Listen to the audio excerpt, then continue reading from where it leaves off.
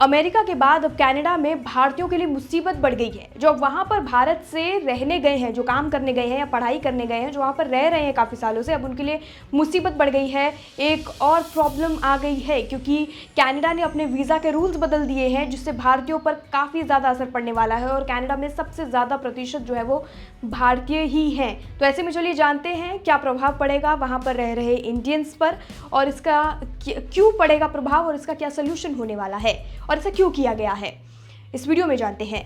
Canada ने देश में नए इमिग्रेशन नियमों को लागू किया है। नए नियम के अनुसार इमिग्रेशन अधिकारी देश में स्टडी और वर्क परमिट जैसे अस्थायी निवासी वीजा लेकर रहने वालों के वीजा रद्द कर सकते हैं। IRCC ने immigration and refugee protection regulation for cancellation of immigration documents नियम में बदलाव किया है। नए नियमों के मुताबिक कनाडाई अधिकारियों को ये अधिकार है कि अगर उन्हें ऐसा लगे कि कोई भी व्यक्ति गलत जानकारी दे रहा है या उसका क्रिमिनल रिकॉर्ड है, तो उसका टेम्पररी रेजिडेंस वीज़ा रद्द कर सकते हैं। ये बदलाव 31 जनवरी से ही लागू हो चुके हैं। Immigration, refugee and citizenship Canada यानी IRCC ने इसे इमिग्रेशन सिस्टम में सुधार बताया है।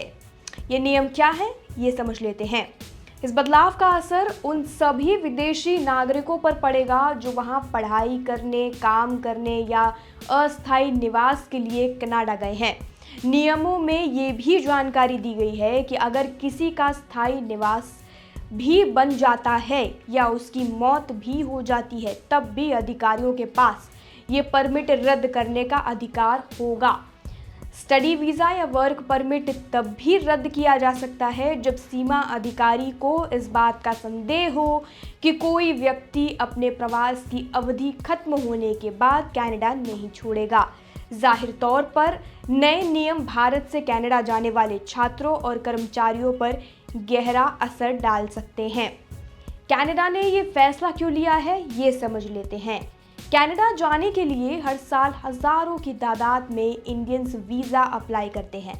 स्टडी परमिट के लिए आवेदन की संख्या तेज़ी से बढ़ी है।